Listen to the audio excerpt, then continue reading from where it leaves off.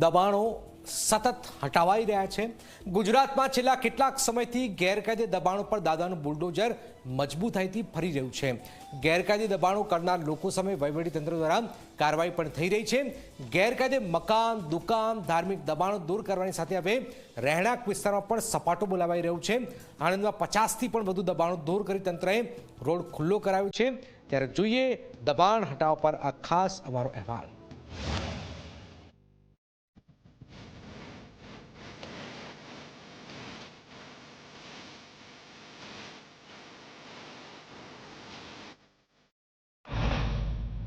ગેરકાયદે દબાણો પર ફર્યું બુલડોઝર।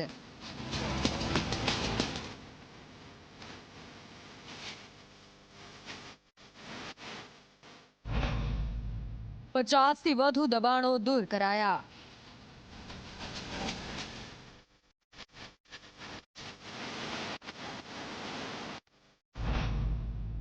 પોલીસ બંદોબસ્ત વચ્ચે કાર્યવાહી।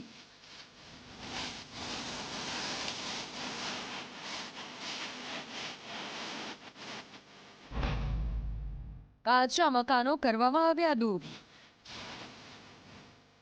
આ દ્રશ્યો આણંદના વલ્લભ વિદ્યાનગરના છે, જ્યાં મહાદેવવાડા વિસ્તારમાં ઘણા સમયથી ગેરકાયદેસર દબાણો ખડકાયેલા હતા। આ તમામ દબાણોના કારણે રોડ સાવ સાંકડો થઈ ગયો હતો અને ટ્રાફિક જામના ઘણીવાર દ્રશ્યો જોવા મળતા હતા। અનેક વખતની રજૂઆતો બાદ આખરે તંત્રનું બુલડોઝર પહોંચી ગયું। કાયદેસરની જગ્યા સિવાય ખોટી રીતે બહાર કાઢવામાં આવેલા બાંધકામ અને કાચા મકાનોને તોડી પાડવામાં આવ્યા।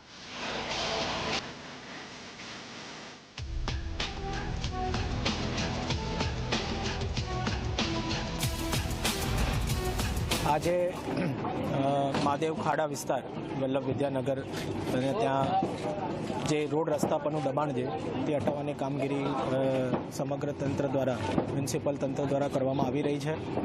અને ઓલરેડી 10 દિવસ પહેલાં એમને અગાઉ પણ જાણ કરવામાં આવેલી હતી, નોટિસ બજાવણી પણ કરેલી હતી અને તે સંબંધિત પછી અત્યારે હાલ દબાણ હટાવવાની પ્રક્રિયા હાથ ધરવામાં આવેલ છે। કેટલા દબાણો સાહેબ?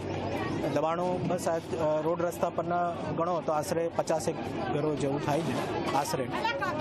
અને એની અંદર ખાસ જે કોર્પોરેશનની હસ્તકના જે રોડ છે એ દબાણને હટાવવાની કામગીરી કરવામાં આવી રહી છે।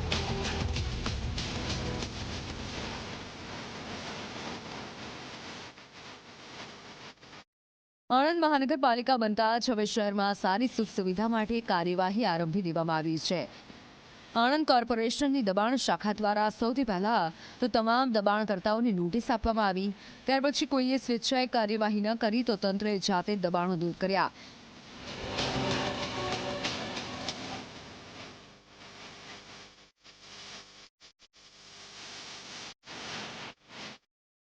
ગેરકાયદેસર બાંધકામો તોડવા માટે 3 જેસીબી મશીન, ટ્રેક્ટર, શ્રમિક સહિતનો સ્ટાફ જોડાયો હતો।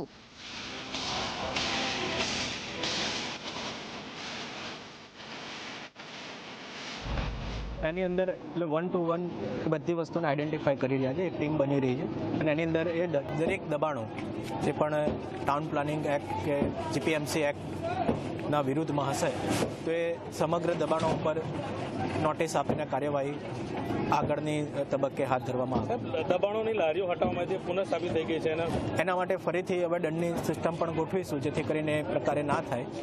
અને સૌ લોકોને પણ અપીલ છે કે આની અંદર આજે આપણે જે આણંદને એક ક્લીન સિટી અને એક ડેવલપમેન્ટ થાય એ પ્રકારે જે કરી રહ્યા છે અમે સાથ સહકાર આપીશું।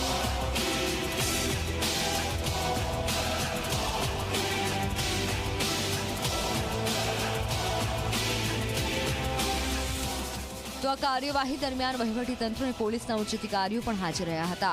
પોલીસનો કાફલો મોટી સંખ્યામાં ખડકી દેવામાં આવ્યો હતો। સદનસીબે કોઈ પણ માથાકૂટ વગર શાંતિથી આ દબાણની કાર્યવાહી પૂર્ણ થઈ હતી। બુરહાન પઠાણ, ઝી મીડિયા, આણંદ।